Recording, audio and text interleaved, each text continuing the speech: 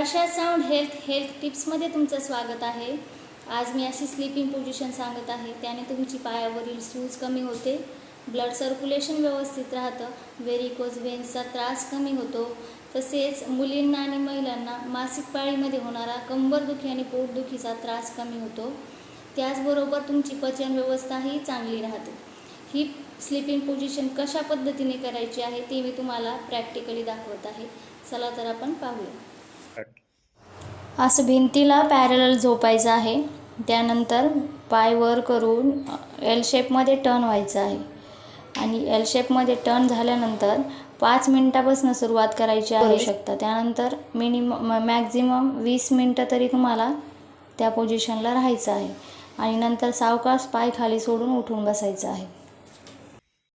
कदाचित ही sleeping position तुम्ही या अगोदरही बघितलेली असेल, पण ती कशा पद्धतीने प्रॉपर करायची आहे ते मी तुम्हाला व्हिडिओमध्ये दाखवलं आहे।